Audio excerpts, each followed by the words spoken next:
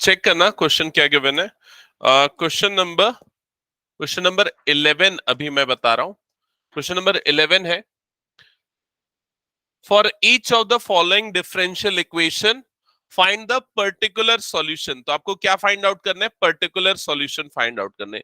Last class में हमने जितने भी डिफरेंशियल इक्वेशन सॉल्व किए थे सभी में जनरल सॉल्यूशन फाइंड आउट करना था, और अब हमको पर्टिकुलर सॉल्यूशंस फाइंड आउट करने। So what is difference between general solution and particular solution? Arbitrary constant नहीं रहेगा पर्टिकुलर सॉल्यूशन में, उसकी वैल्यू हम कैलकुलेट करेंगे for which initial conditions will be given in question, and we will use these initial condition to find arbitrary constant. अब जो मैं बोल रहा हूं उसको एक एग्जांपल से एक्सप्लेन करता हूं, जो कि आपको यहां क्वेश्चन में गिवन है। क्वेश्चन है एक्स क्यूब, एक बार देखना जल्दी से, x cube plus x square plus x plus one plus x plus one, और यहां पर गिवन है dy by d x is equals to, right hand side में क्या गिवन है?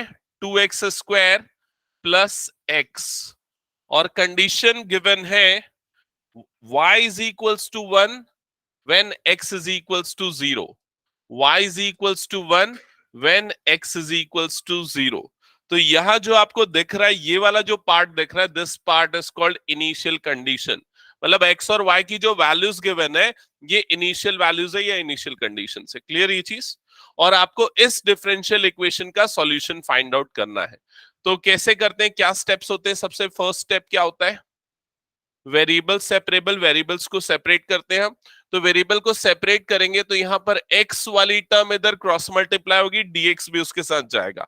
तो ये लेफ्ट हैंड साइड पे ओनली dy बचेगा, राइट हैंड साइड में ये क्या हो जाएगा? 2x square plus x upon denominator में क्या आ जाएगा? ये x cube plus x square plus x plus one, और यहां पर ये वाला टर्म आ जाएगा dx। क्या ये स्टेप सबको क्लियर हो गया? ओके। नेक्स्ट स्टेप में क्या करेंगे? ये वाले टर्म को पूरा सिंप्लीफाई करेंगे, क्योंकि इस वाले पार्ट का इंटीग्रेशन डायरेक्टली तो हमको मिल नहीं सकता। नेक्स्ट स्टेप तो इंटीग्रेशन होता है, इस वाले पार्ट का इंटीग्रल डायरेक्टली हमको मिल नहीं सकता। तो हम क्या करेंगे? इसको सिंप्लीफाई करेंगे। सिंप्लीफिकेशन के लिए डिनोमिनेटर को फैक्टराइज करके देखते हैं। तो denominator x cube plus x square plus x plus one, कैसे फैक्टराइज कर सकते हैं इस डिनोमिनेटर को? बताओ कैसे फैक्टराइज कर सकते हैं? फर्स्ट पेयर और ये सेकेंड पेयर, दो पेयर्स लेते हैं। फर्स्ट पेयर में से क्या कॉमन निकलेगा? X square. क्या बच जाएगा ब्रैकेट के अंदर? देख के बताओ। X plus one. Second pair से क्या कॉमन निकल सकता है? कुछ नहीं, मतलब कि प्लस वन। क्या बचेगा यहां पर? X plus one. तो ये एक्स प्लस वन का एक फैक्टर कॉमन निकल गया, और जो दूसरा फैक्टर होगा वो क्या होगा? X square plus one. क्या ये स्टेप समझ में आया सभी को?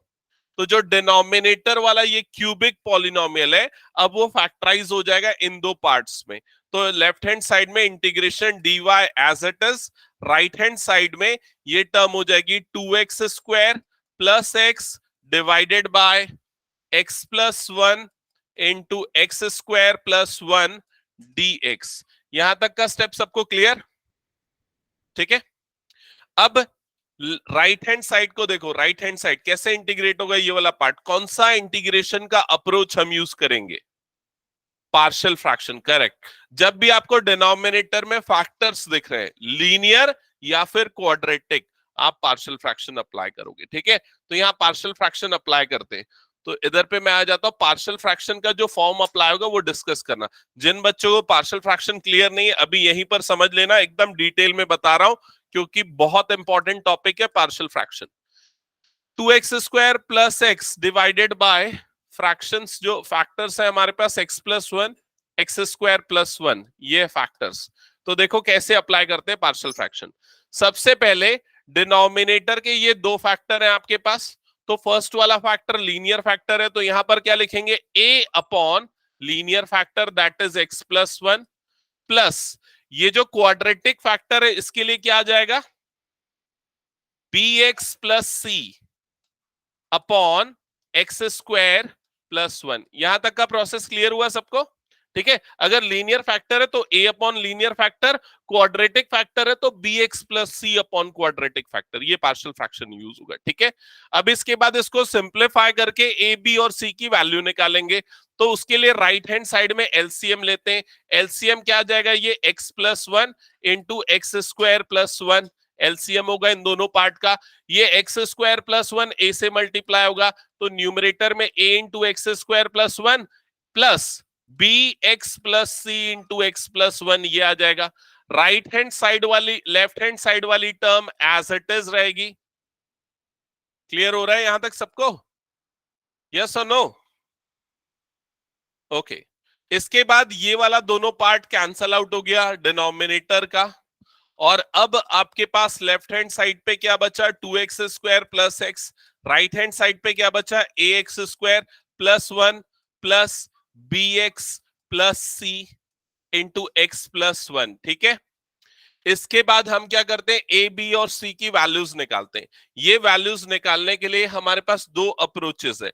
फर्स्ट जो अप्रोच है वो कोफिशिएंट को कंपेयर करके, और जो सेकंड अप्रोच है उसमें एक्स की डिफरेंट वैल्यूज पुट करके, दोनों अप्रोचेस से निकाला जा सकता है। ठीक है, अभी हम एक्स की वैल्यूज पुट करके ही चेक करते हैं कि कैसे निकालेंगे। तो देखो, अगर आपको ए निकालना है तो आपको ये वाला पार्ट को एलिमिनेट करना पड़ेगा जिसमें बी और सी वाली टर्म है। वो कब एलिमिनेट होगा, एक्स की कौन सी वैल्यू पुट करने पे एलिमिनेट होगा, -1, क्योंकि जब आप एक्स के प्लेस में -1 पुट करोगे तो ये पूरा पार्ट क्या हो जाएगा, 0, और आपको यहां पर ए की वैल्यू मिल जाएगी। तो सबसे पहले हम ए निकालने के लिए x is equals to -1 put करते हैं। ये x की वैल्यू लेफ्ट और राइट दोनों तरफ पुट होगी। तो जब लेफ्ट पार्ट पे पुट होगी तो ये -1 का स्क्वायर क्या बनेगा, +1, 1 इंटू 2 मतलब ये आ जाएगा 2, ये -1 यहां आ जाएगा तो 2 - 1। राइट हैंड साइड में जब पुट करेंगे तो a इंटू ये -1 का स्क्वायर +1 हो जाएगा, तो ये 1 + 1 आएगा, प्लस ये वाला पूरा पार्ट 0 हो जाने वाला है, क्योंकि x की जगह पे जब -1 रखोगे तो +1 -1 0, और ये कंप्लीट पार्ट हट गया यहां पर। जिसके बाद ये 2 - 1 क्या हो जाएगा, 1, 1 इज इक्वल्स टू 2a, और आपको a की वैल्यू क्या मिल जाएगी, 1/2। ये यहां तक का स्टेप क्लियर सबको, a की वैल्यू निकालने का। अब नेक्स्ट जो बच गए वो क्या बच गए, बी और सी निकालना है। ठीक है, तो हम सी निकालने पे फोकस करते हैं पहले, क्योंकि बी को इजीली एलिमिनेट किया जा सकता है, हटाया जा सकता है। क्या पुट करेंगे कि बी वाला पार्ट हट जाएगा, 0। तो नेक्स्ट हम पुट कर देते हैं x इज इक्वल्स टू 0। जब आप x is equals to 0 put करोगे तो लेफ्ट हैंड साइड पूरी तरीके से 0 हो जाएगा। देखो यहां पर तो लेफ्ट हैंड साइड हो गया 0, राइट हैंड साइड में यहां पर 0 + 1 मतलब ये हो जाएगा 1, 1 इंटू a मतलब ये आ जाएगा a। इधर पे जब 0 पुट करेंगे तो b इंटू 0 ये हो गया 0। ठीक है, c बच गया, c, और यहां पर ये वाला पार्ट भी 0 मतलब क्या हो जाएगा, +c। तो a + c is equal to क्या आ गया, 0। समझ में आई ये चीज, जिससे कि c की वैल्यू मिलेगी। c की वैल्यू क्या हो जाएगी, -a, और a हमने ऑलरेडी निकाल रखा है 1/2, तो c की वैल्यू क्या आ जाएगी, -1/2। यहां तक क्लियर हो सबको? तो ये c भी मिल गया। अब क्या बच गया निकालने के लिए, b। तो अब कौन सी वैल्यू पुट करें, कुछ भी रख सकते हैं हम, कुछ भी, क्योंकि अब a और c को हटाना पॉसिबल तो नहीं है, तो कुछ भी रख दो। तो यहां पर हम x इज इक्वल्स टू 1 रख देते। बस ये ध्यान में रखना कि कैलकुलेशन इजी होना चाहिए। तो x is equal to 1 put करेंगे तो देखो लेफ्ट हैंड साइड क्या हो जाएगा, 3 हो जाएगा, करेक्ट। राइट हैंड साइड में ये 1 + 1 मतलब ये क्या हो जाएगा, 2, तो ये वाला पार्ट हो जाएगा 2a, प्लस यहां पर जब 1 पुट करेंगे तो क्या हो जाएगा, प्लस b + c हो जाएगा यहां पर, और 1 + 1 क्या हो जाएगा, 2, तो ये हो जाएगा 2 टाइम्स दिस। क्लियर हुआ यहां तक का स्टेप? तो ये हो गया 3 प्लस यहां पर आ जाएगा 2a + 2b + 2c। क्लियर हुआ यहां तक का स्टेप? अब ध्यान देना यहां पर ध्यान दो, a + c की वैल्यू क्या थी, 0। या ये देख लो, a की वैल्यू 1/2 थी और b की वैल्यू, c की वैल्यू क्या थी, -1/2। तो जब a की जगह पे 1/2 पुट करोगे तो ये आएगा 1, c की जगह पे -1/2 पुट करोगे तो ये क्या आएगा, -1। ये दोनों कट जाएगा तो आपके पास क्या बचेगा, 2b। 2b is equals to क्या बचेगा, 3, जिससे कि आपको b की वैल्यू क्या मिल जाएगी, 3/2। यहां तक क्लियर हुआ सबको? ए बी सी तीनों चीजें मिल गई। अब ये तीनों चीजें हम इस पार्शियल फ्रैक्शन में पुट करेंगे। इसमें पुट करेंगे तो ये जो पूरा इंटीग्रल है, इंटीग्रल, इसको अब हम क्या लिख सकते हैं, a upon x plus one. a मतलब कि 1/2, तो ये आ जाएगा 1/2 upon x plus one. Clear हुआ ये चीज? ठीक है।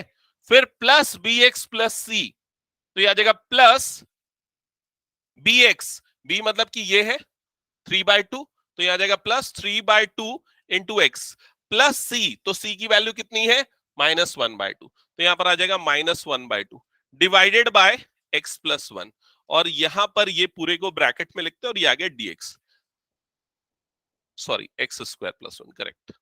ठीक है। सो पार्शियल फ्रैक्शन में एक्चुअली हम इसको, जो डिनोमिनेटर के फैक्टर्स है उसको दो पार्ट्स में सेपरेट करते हैं, ये प्रोसेस होता है। बहुत इंपॉर्टेंट टॉपिक है, प्रोसीजर समझ जाना, हमने बहुत सारे क्वेश्चंस पहले भी प्रैक्टिस किए हुए। ठीक है। अब ऐसा करने से क्या होगा, ऐसा करने से इंटीग्रेशन इजी हो जाता है। देखो कैसे इजी होगा, ध्यान से समझना। सबसे पहले लेफ्ट साइड का इंटीग्रल तो मैं कर देता हूं 1 dy, इंटीग्रेशन क्या हो जाएगा इसका y, तो लेफ्ट साइड पे आ चुका है y। राइट हैंड साइड में इस वाले पार्ट में से पहले मैं ये 1/2 को बाहर निकाल लेता हूं, तो ये 1/2 बाहर आ गया। क्या बच गया, integration 1/x plus one dx। तो 1/x का इंटीग्रेशन क्या होता है, log x, तो 1/x प्लस वन का क्या होगा, log x प्लस वन, तो ये वाला पार्ट क्या आ जाएगा, log x plus one. Clear हुआ ये चीज सबको, ये हो गया। अब आते हैं सेकंड वाले पार्ट पे, तो इसका डायरेक्ट इंटीग्रल निकालना वैसे पॉसिबल नहीं है, तो इसलिए हम इसको दो अलग पार्ट में ब्रेक करते हैं, फिर से दो अलग पार्ट में। First part this upon denominator, second part this upon denominator, इस तरह से। तो देखो यहां पर ये वाले पार्ट को जब लूंगा तो +3/2 इंटीग्रेशन क्या बन जाएगा, ये x upon X square plus one, यही बनेगा, और यहां पर लिख देते हैं dx। सेकंड वाले पार्ट को लूंगा तो ये -1/2 integration 1/x² plus one dx। यहां तक क्लियर हुआ सभी को? अब इस वाले पार्ट के इंटीग्रेशन का डायरेक्ट फॉर्मूला अवेलेबल है। प्राजक्ता बताओ क्या है इसका इंटीग्रेशन का फॉर्मूला? अमन बता जल्दी से, क्या है फॉर्मूला इसका? बस सब में लॉग थोड़ी लगता है जब डिनोमिनेटर में आएगा। हाँ, बताओ अंशिका, अक्षिता, नहीं नहीं नहीं नहीं, ओम, एक मिनट, शिवांश, यार इसको याद रखो ना, अगर वन को पहले की जगह बाद में लिख दूंगा फॉर्मूला बदल जाएगा क्या, +1 है ना, वो +1 इधर उधर शिफ्ट होगा तो सेम होगा ना। क्या होता है फॉर्मूला, tan इनवर्स x, याद रखो इसको। तो इसका इंटीग्रेशन क्या होता है, tan इनवर्स x। बहुत बुरी स्थिति है अगर आपको ये फॉर्मूला याद नहीं है इंटीग्रेशन खत्म होने के बाद, तो पूरा फॉर्मूला याद करके बैठो, बता रहा हूं मैं।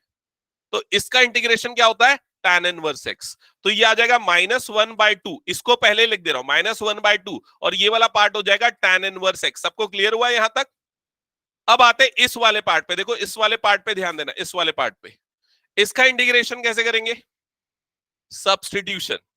ठीक है, ये आपको क्लिक करना चाहिए कि जब आपके पास डिनोमिनेटर में डिग्री 2 वाला पॉलिनोमियल है, ये डिग्री 2 वाला है ना, x² वाली टर्म है, और न्यूमरेटर में डिग्री 1 वाला पॉलिनोमियल x वाली टर्म है, तो सब्स्टिट्यूशन करेंगे तो इसका डेरिवेटिव ऊपर मिलेगा।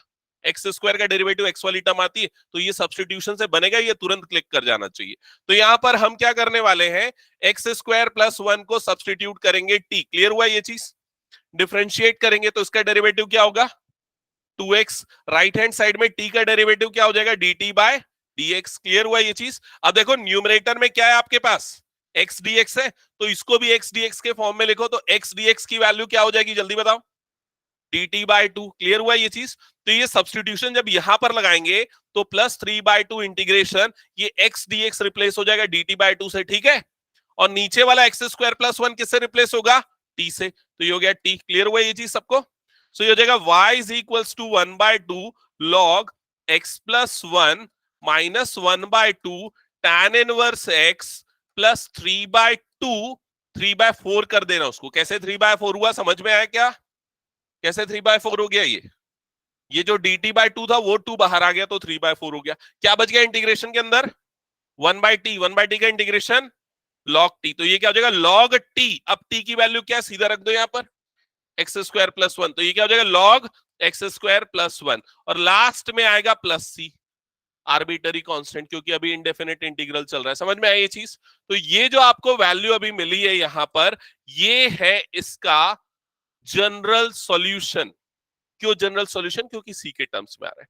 आपको क्वेश्चन में पर्टिकुलर सॉल्यूशन निकालने बोला है, तो क्वेश्चन में पर्टिकुलर सॉल्यूशन के लिए इनिशियल कंडीशन दी हुई है। देखो ये है आपकी इनिशियल कंडीशन, ये वाली इनिशियल कंडीशन। क्या लिखा हुआ है initial condition? when x is equals to 0 y is equals to 1। ये है पर्टिकुलर कंडीशन, ये है इनिशियल कंडीशन। इसको अप्लाई करते हैं, मतलब इसको पुट करते हैं, यहां पर पुट करेंगे तो देखो y की जगह पे मैंने क्या रखा? 1। ध्यान देना, y की जगह पे 1, x की जगह पे 0 डाल रहा हूं, तो इधर देखो ये वाली टर्म क्या होगी, बोलो जल्दी। log 1, log 1 क्या होता है? 0, तो ये पूरा 0 हो जाएगा। समझ में? जिनको याद नहीं है, log 1 0 होता है, लिख लेना, log 1 की वैल्यू 0। ठीक है, फिर उसके बाद यहां पर आते हैं, तो ये आ गया -1/2। tan इनवर्स x की जगह पे क्या डाल रहे हैं? 0, तो tan इनवर्स 0 क्या होता है? 0, तो ये वाला पार्ट भी क्या हो गया? 0। क्लियर हुआ ये चीज? फिर यहां पर आते हैं, 3/4 log x square plus 1, x की जगह पे क्या डाल रहे हैं? 0, तो ये क्या बन जाएगा? log 1। log 1 की वैल्यू क्या होती है? 0, तो ये क्या आ जाएगा? +3/4 इंटू 0, और यहां पर क्या आ गया? +c। क्लियर हुआ यहां तक? तो c की वैल्यू क्या आएगी, बताओ जल्दी? 1। तो यहां से आपको c की वैल्यू मिल गई 1। अब c की वैल्यू जो मिली है उसको उठा के वापस यहीं पर रखेंगे, इसी जगह पे रखेंगे, तो आपका जो सॉल्यूशन हो जाएगा y is equals to 1/2 log mod x plus 1। देखो इसको मैं x प्लस 1 न लिख के mod x प्लस 1 लिखूंगा। अब आप मॉड में लिखोगे तो ज्यादा करेक्ट है, वो इसलिए क्योंकि लॉग जो है सिर्फ पॉजिटिव नंबर्स के लिए होता है, इसलिए मॉडुलस में लिखना चाहिए उसके आर्ग्यूमेंट को। तो 1/2 tan इनवर्स x, और ये हो जाएगा +3/4 log mod x square plus 1, और लास्ट में क्या आएगा? +1। ये होगा इसका पर्टिकुलर सॉल्यूशन। समझ में आया? तो जनरल सॉल्यूशन में इनिशियल कंडीशन पुट करो, सी निकालो, वापस जनरल में रख दो, आपको जो मिलेगा उसको बोलेंगे पर्टिकुलर सॉल्यूशन। सबको क्लियर हुआ ये? ठीक है, नेक्स्ट क्वेश्चन पे मूव करते हैं। संजय इसको थोड़ा और ठीक से क्लोज करना, तो हटा दो इसको। मैं थोड़ा फास्ट फास्ट लिखा करो, अगर छूट जा रहा है तो आप पीडीएफ से देख लेना, मैं आगे बढ़ रहा हूं, लेकिन उसको कवर अप करते हुए चलना। ऐसा नहीं कि वो पड़ा हुआ है तो फिर उसको छोड़ दो, उसको बनाते हुए चलना, घर जाके इमीडिएटली बनाना। नेक्स्ट क्वेश्चन पे आते हैं, क्वेश्चन नंबर 12 है। क्वेश्चन नंबर 12, क्वेश्चन लिखा है, एक बार बताना क्वेश्चन क्या है। X square -1 dy/dx is equals to 1, और कंडीशंस क्या है? x is equals to 2, y is equals to 0। ये जो लिखा हुआ है ये क्या है एक्चुअल में? इनिशियल कंडीशंस, और आपको निकालना है पर्टिकुलर सॉल्यूशन। तो सबसे पहले हम क्या करेंगे? वेरिएबल्स को सेपरेट करेंगे, x dx एक तरफ और dy y वाली टर्म दूसरी तरफ। तो अभी यहां पर dy इधर पे ही रहेगा लेफ्ट साइड पे, और y वाली कोई टर्म नहीं है तो वो अकेला रहेगा, और dx उधर जाएगा तो dx इधर आ गया, अपॉन में ये दोनों टर्म्स आ जाएगी, तो x इंटू एक्स स्क्वायर -1। यहां तक सबको क्लियर हो गया? वेरिएबल सेपरेशन हो गया। अब हम क्या करेंगे? इंटीग्रेशन, हाँ इंटीग्रेशन करेंगे, तो इंटीग्रेशन का सिंबल लग गया यहां पर। ठीक है, क्लियर यहां तक सबको? फिर उसके y इंटीग्रेशन dy का इंटीग्रेशन क्या हो जाता है? y, और राइट हैंड साइड में इंटीग्रेशन करने के पहले, डायरेक्ट इंटीग्रेशन तो वैसे भी हमको इसका नहीं पता है, तो हम क्या करेंगे? इसको थोड़ा सिंप्लीफाई करेंगे। तो x हो गया, एक्स स्क्वायर -1 को क्या लिख सकते हैं? x -1 x plus 1, a square minus b square की आइडेंटिटी से, जैसे a plus b into a minus b लिख सकते हैं वो।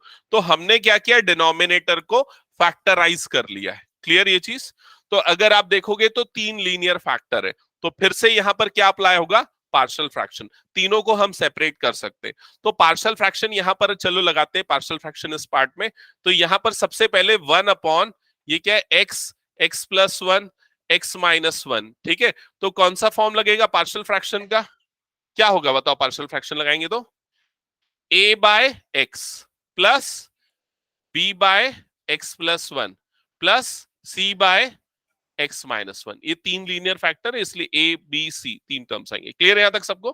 फिर उसके बाद इधर पे तो as it is 1/x, x plus one, x minus one, और राइट हैंड साइड में हम यहाँ इसका एलसीएम ले लेंगे। तो एलसीएम क्या आ जाएगा? x plus one, x minus one, यही आएगा एलसीएम। ए से क्या मल्टीप्लाई होगा? x plus one into X minus one, यही मल्टीप्लाई होगा। बी से क्या मल्टीप्लाई होगा? x into X minus one, और सी से क्या मल्टीप्लाई होगा? x into x plus one, ये मल्टीप्लाई होगा x into x plus one. Clear हुआ यहां तक सबको? ठीक है। फिर उसके बाद डिनोमिनेटर वाला पार्ट तो यहां पर कैंसल आउट हो गया। लेफ्ट साइड पे बचा वन, राइट हैंड साइड पे क्या बचा है उसको एक बार लिख देते हैं। A X plus one into X minus one plus B X minus one plus C in X, और ये हो जाएगा एक्स प्लस वन। क्लियर हुआ यहां तक? अब आपको क्या करना है, इस पूरे एक्सप्रेशन में ए बी सी की वैल्यू निकालना है, और उसके लिए आप एक्स की वैल्यूज पुट करोगे। तो एक्स की वैल्यू, अगर आपको ए चाहिए तो एक्स की वैल्यू क्या रखें कि बी और सी एलिमिनेट हट जाए, जीरो। तो सबसे पहले x is equal to zero डालो। x जीरो डलेगा तो ये वाला पार्ट पूरा जीरो हो जाएगा, ये वाला पार्ट पूरा जीरो हो जाएगा। समझ में आया ये चीज? क्योंकि zero into B, zero into C. और इधर पे लेफ्ट हैंड साइड में कोई चेंजेस नहीं होगा क्योंकि वो वन है, और इधर पे a के मल्टीपल में क्या है? Zero plus one, zero minus one. तो प्लस वन माइनस वन क्या आ जाएगा? Minus one.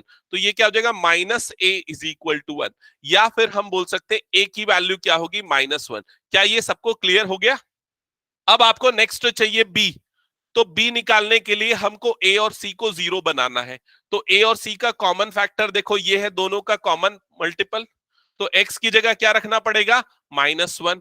तो put x is equals to minus one. जब माइनस वन डालेंगे x के प्लेस पे माइनस वन डालेंगे, तो देखो ये वाला पार्ट और ये वाला पार्ट तो जीरो हो गया। लेफ्ट साइड तो वन का वन ही रहना, उसमें कोई चेंज नहीं है। इधर पे क्या होगा?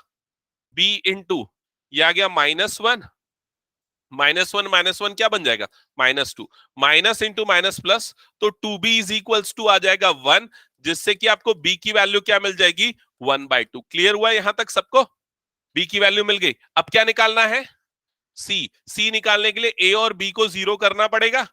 तो a की जगह पे, x की जगह पे क्या पुट करेंगे? वन। x वन रखोगे तो a हटेगा, b हटेगा, सिर्फ c बच जाएगा। और लेफ्ट साइड में तो वन का वन ही रहना है, लेफ्ट साइड में पहले से ही वन है। ठीक है, तो ये आ गया वन, ये दोनों तो हट चुका है। c की जगह पे c इंटू वन, और ये वन प्लस वन क्या बन जाएगा? टू, जिससे आपको c की वैल्यू क्या मिल जाएगी? One by two. तो a b c ये तीनों मिल गए। क्लियर हुआ? अब ये तीनों चीजें हम पुट करेंगे भाई इसमें। ये है पार्शियल फ्रैक्शन का form.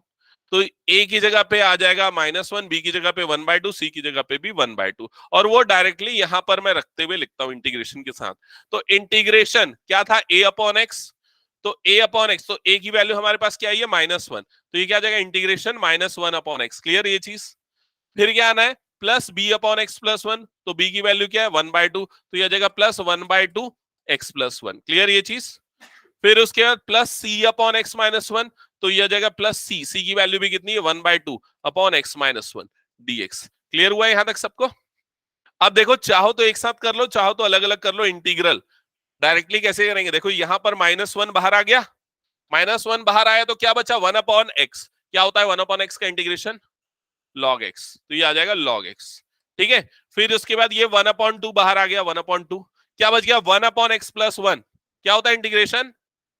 Log x plus one. तो ये हो गया one upon two log x plus one. ठीक है, फिर उसके बाद यहां पर से भी वन बाय टू बाहर आ गया, तो क्या बच गया? One upon x minus one. क्या होता है integration? Log x minus one. तो ये वाला पार्ट क्या हो जाएगा? Log x minus one. Clear ये चीज? और लास्ट में एक और चीज आएगी, वो क्या है? प्लस सी, आर्बिटरी कांस्टेंट। क्लियर ये चीज? अब ये सब करने के बाद आपको क्या करना है? क्या करना है? वैल्यू रखना है, इनिशियल कंडीशंस अप्लाई करनी है। ठीक है, ये जो अभी आपको मिला है ये है आपका जनरल सॉल्यूशन। जनरल सॉल्यूशन में आप x और y की वैल्यू पुट करोगे तो आपको c मिलेगा, जिस और c की वैल्यू वापस पुट करने से पर्टिकुलर सॉल्यूशन। तो ध्यान देना, y की जगह पे डाल रहे हैं जीरो, तो ये y की जगह पे आ गया zero, that is equals to minus log x की जगह पे क्या डाल रहे हो? टू, तो ये हो जाएगा माइनस लॉग टू। ठीक है, प्लस 1/2, x की जगह पे डाल रहे हो 2, तो ये क्या हो जाएगा log 3, क्लियर ये चीज, प्लस 1/2, x की जगह पे क्या डाल रहे हो फिर से 2, तो ये क्या हो जाएगा log 1 प्लस c, क्लियर हुआ है यहां तक सबको, ध्यान देना अब इधर, यहां तक क्लियर ना सबको। अब ये वाला जो पार्ट है log 1 की वैल्यू क्या होती है 0, तो ये वाला पूरा पार्ट हट जाएगा, क्लियर। यहां पर थोड़ा बहुत सिंप्लीफिकेशन करते हैं, ध्यान से समझना, यहां पर 0 इज इक्वल्स टू ये -log 2 as it is plus log√3, ये लिख सकता हूं मैं, ले जाएंगे, मैं उधर शिफ्ट करने की बात करना चाह रहा हूं एक्चुअली, यहां तक क्लियर। ये 1/2 जो था, देखो क्या किया, ये 1/2 जो था ये कहां जाएगा इसकी पावर में, लॉग की प्रॉपर्टी है ना भाई, n log a to the power n, तो 3 की पावर 1/2, 3 की पावर 1/2 मतलब क्या बन जाएगा √3, ठीक है, प्लस यहां पर क्या बच गया c, यहां तक क्लियर सबको। इसके बाद ये वाली जो दोनों टर्म्स है, ये वाली दोनों टर्म्स, इन दोनों टर्म्स को इधर भेज देते हैं, तो भेजेंगे तो log 2 जो है वो पॉजिटिव बन जाएगा, और ये जो log√3 है वो नेगेटिव बन जाएगा, मतलब -log√3 आ जाएगा, that is equals to c, समझ में आया ये चीज, log a minus log b, तो क्या बन जाएगा log a/b, तो c की वैल्यू क्या हो जाएगी log√3/2, क्लियर ये चीज, उल्टा लिखा क्या, हाँ log 2/√3, करेक्ट, 2/√3, तो ये आ गई c की वैल्यू। अब इस c की वैल्यू को उठा के वापस इस जगह पे डाल दो, तो जो आपको सॉल्यूशन मिलेगा वो होगा आपका पर्टिकुलर सॉल्यूशन, ठीक है।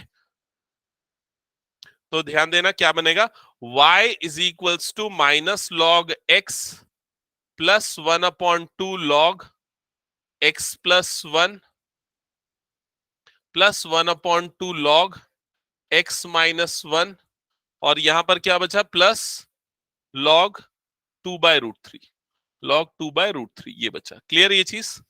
अभी देखो बुक के आंसर से हो सकता है मैच नहीं कर रहा होगा, क्योंकि इसमें लॉग वाली बहुत सारी टर्म आ रही है, तो प्रॉपर्टी लगा के, हाँ क्या मैच नहीं कर रहा है, हाँ ओके,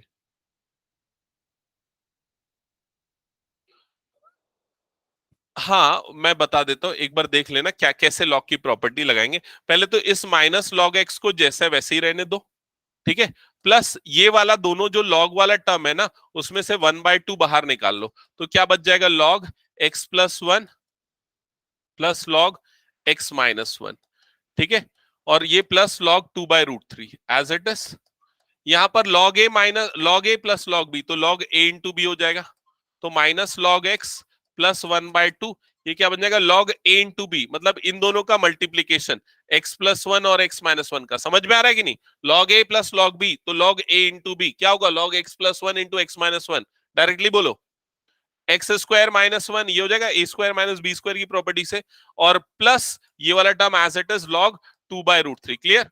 अब उसके बाद नेक्स्ट स्टेप में क्या हो जाएगा, y is equals to -log x, ये 1/2 जो है पावर में चले जाएगा, पावर में चले जाएगा तो रूट बन जाएगा, तो log√x² - 1, और ये प्लस log 2/3, क्लियर हुआ है यहां तक।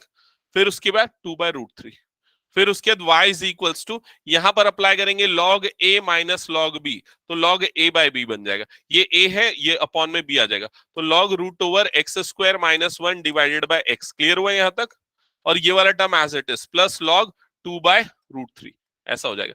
फिर log a plus log b, तो log a इंटू बी, तो log यहां जाएगा 2√x² - 1 अपॉन √3x, चेक करो तो क्या आ रहा है,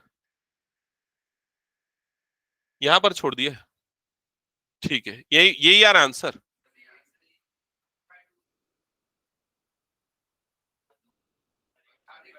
वो थोड़ा बहुत रूट वूट इधर उधर सिंप्लीफाई कर दिया होगा, चलेगा वो,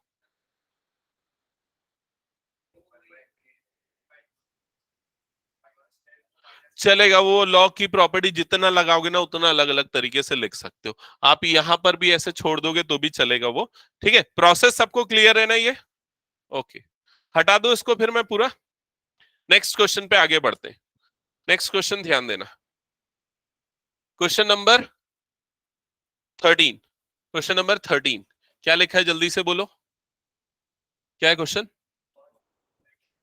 cos D Y by D X equals to A. क्या होगा? सबसे पहला स्टेप क्या होना चाहिए? कॉस को हटाना पड़ेगा, तभी तो डिफरेंशियल इक्वेशन एक्चुअल में मिलेगा। तो कॉस हटाने के लिए कॉस उधर जाएगा, उधर जाएगा तो क्या होगा? कॉस इनवर्स हो जाएगा। तो dy by D x is equals to क्या हो जाएगा? ये कॉस इनवर्स ए। क्लियर हुआ ये फर्स्ट स्टेप? ठीक है। अब क्या करेंगे? वेरिएबल को सेपरेट करेंगे। तो क्या करना पड़ेगा उसके लिए? dx को उधर भेजेंगे, dx को उधर भेजेंगे तो इधर पे dy इज इक्वल्स टू क्या हो जाएगा? Cos inverse a into dx। Clear हुआ ये चीज? अब ये कॉस इनवर्स a किसके साथ रहेगा? x के साथ की y के साथ? किसी के भी साथ रहने दो, क्योंकि ये वेरिएबल है ही नहीं, ये क्या है? कांस्टेंट है। समझ में आई ये चीज? तो इसलिए अब हम इंटीग्रल जब लगाएंगे, दोनों तरफ इंटीग्रल लगाएंगे, तो यहां पर इसका इंटीग्रल क्या हो जाएगा? y। और इधर से क्या है? ये कॉस इनवर्स से बाहर आ जाएगा, क्योंकि वो एक्चुअल में कांस्टेंट है, तो उसका इंटीग्रल ही नहीं होगा। तो क्या बच जाएगा? 1 dx। और 1 का इंटीग्रेशन क्या होता है? x। तो cos inverse a x plus यहां पर क्या आ जाएगा? c। खत्म। अच्छा, पर्टिकुलर सॉल्यूशन है क्या? तो इनिशियल कंडीशन दी हुई होगी क्वेश्चन में, क्या दी हुई है बताओ? y is equals to 1, x is equals to 0। तो पुट कर दो ये इनिशियल कंडीशन यहां पर, y की जगह पे 1 और x की जगह पे 0 डालो, तो 1 इज इक्वल्स टू ये पूरा क्या हो जाएगा? 0। तो 0 प्लस c, तो c की वैल्यू क्या आ गई? 1। c की वैल्यू वापस यहां पर रख दो, तो y इज इक्वल्स टू क्या आ जाएगा? cos inverse a into x plus 1। समझ में आई ये चीज? दैट्स इट, ये आपका फाइनल आंसर। क्लियर सबको? नेक्स्ट क्वेश्चन पे मूव करो, चलो जल्दी।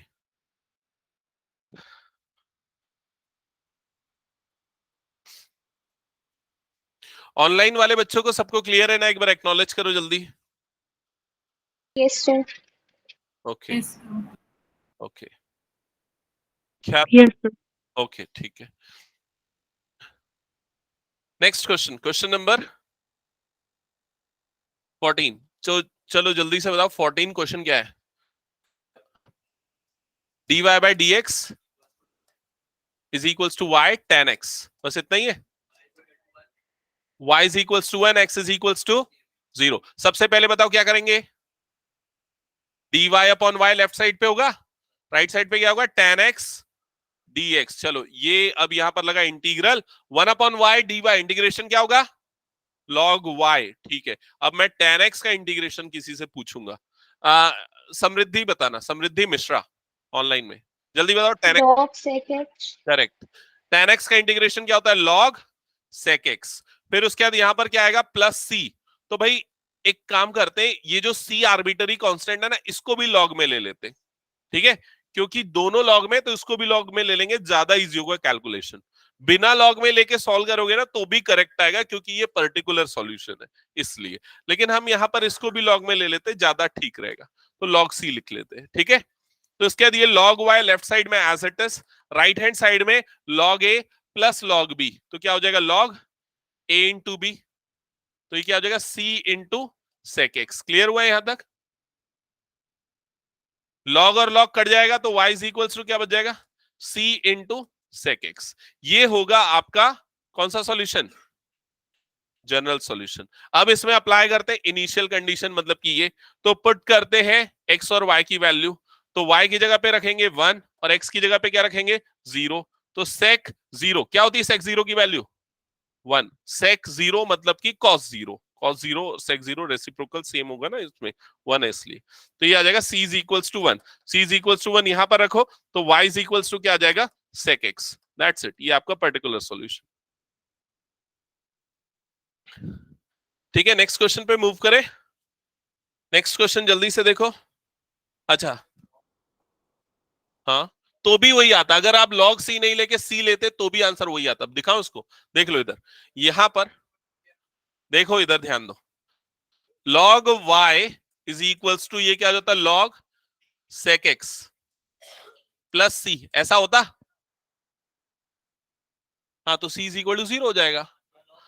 तो log y is equals to log sec x, log log cut गया तो y is equals to sec x। समझे? अगर आप इसको log c नहीं लेके c लेते तो भी वही आंसर आता। तो देखो y की जगह पे 1 रखते तो log 1 की वैल्यू क्या हो जाती? 0। x की जगह पे 0 रखते तो sec 0 क्या होता है? 1। log 1 की वैल्यू क्या हो जाती? 0। तो ये दोनों c 0, तो c की वैल्यू क्या आ जाती? 0। c 0 डाल देते तो क्या मिलता आपको? log y is equals to log sec x, यही मिलता, तो लॉग लॉग कट जाता, तो y इज इक्वल्स टू क्या आता, सेक एक्स आता। ठीक है, तो उससे कोई फर्क नहीं पड़ता है अगर आप आर्बिटरी कांस्टेंट को log c लिखो या सिंपली c लिखो, पर्टिकुलर सॉल्यूशन में आपको वही आंसर मिलेगा। हटा दो इसको मैं। ओके, अब नेक्स्ट क्वेश्चन पे मूव करते हैं, जल्दी से ध्यान देना। क्वेश्चन नंबर 15, क्वेश्चन नंबर 15 में रीड कर रहा हूं, सुनना क्या लिखा हुआ है, और जो की पॉइंट्स है उसको लिख भी रहा हूं। क्वेश्चन है, find the equation of the curve passing through the point 0,0। आपको क्या करना है इस क्वेश्चन में, फाइंड करना है। क्या फाइंड करना है, इक्वेशन ऑफ कर्व। और ये इक्वेशन ऑफ कर्व जो फाइंड आउट करना है वो कहां से पास हो रहा है, 0,0 से। ठीक है, and whose differential equation is, and whose differential equation is, क्या गिवन है उसका डिफरेंशियल इक्वेशन, बोलो जल्दी। e to the power x sin x, ये आपको गिवन है। ठीक है, ये आपको डिफरेंशियल,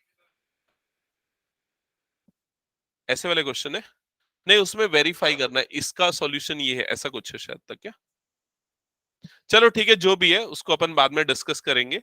ये वाले क्वेश्चंस समझ लो पहले अभी जो है। ठीक है, हाँ ये वाला है, ये पूरी एक्सरसाइज है, क्योंकि ये सॉल्यूशन ऑफ डिफरेंशियल इक्वेशन के अंदर आता है, इसलिए तो आपको इसका सॉल्यूशन निकालना है। क्लियर ये चीज, इसका सॉल्यूशन जो होगा वही कर्व की इक्वेशन होगी। कर्व कहां से पास हो रहा है, 0,0 से। ये जो 0,0 है ये एक्चुअली क्या है, इनिशियल कंडीशन है, एक्स और वाई की वैल्यूज है। इसका मतलब आपको इनिशियल कंडीशन क्या गिवन है, x is equal to 0, y is equal to 0। समझ में आई ये चीज। ठीक है, अब आप डिफरेंशियल इक्वेशन से आएंगे, पहले स्टार्ट करेंगे। y dash is equals to E raise to power x sin x, ये है। y डैश का मतलब क्या होता है, dy by dx is equals to E raise to power x sin x। Clear ये चीज सबको, इसको इधर क्रॉस मल्टीप्लाई करो, dy इज इक्वल्स टू क्या हो जाएगा, E raise to power x sin x dx। Clear यहां तक सबको, इंटीग्रल लगेगा दोनों तरफ, यहां लग गया इंटीग्रल, लेफ्ट साइड में y का इंटीग्रल, dy का इंटीग्रल क्या होगा, y। ठीक है, सबको यहां तक क्लियर ना। अब मैं पूछूंगा इसके बाद राइट हैंड साइड में इंटीग्रेशन कैसे करना है, ये क्रिश बताना, इसका इंटीग्रेशन कैसे करेंगे।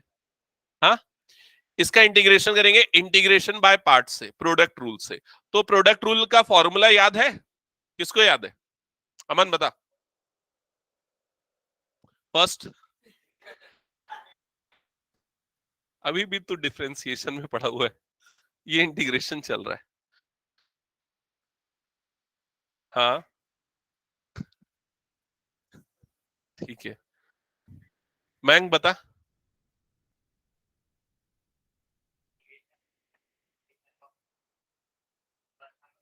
हम्म, ठीक है, याद है उसको। ठीक है, तो फर्स्ट फंक्शन सेकंड का integration minus complete integration first का डिफरेंशिएशन सेकंड का इंटीग्रेशन, ऐसा काफी बड़ा सा फॉर्मूला है। ठीक है, और फर्स्ट और सेकंड ये बहुत इंपॉर्टेंट है, मैटर करता है आपको किसको फर्स्ट लेना है किसको सेकंड लेना है। तो वो डिसाइड होता है आइलेट रूल से, याद है ILATE rule, ILATE। I stands for inverse, L stands for logarithmic, A stands for algebraic, T stands for trigonometric and E stands for exponential। इस ऑर्डर में जो पहले आएगा वो फर्स्ट होगा। तो अभी हमारे पास कौन सा है, E एक्सपोनेंशियल और T ट्रिग्नोमेट्रिक। तो ट्रिग्नोमेट्री फर्स्ट होगा, एक्सपोनेंशियल क्या होगा, सेकेंड फंक्शन। तो हम इसको फर्स्ट फंक्शन लेंगे और इसको सेकेंड फंक्शन लेंगे। ठीक है, अब फॉर्मूला अप्लाई होगा, फर्स्ट फंक्शन क्या हुआ,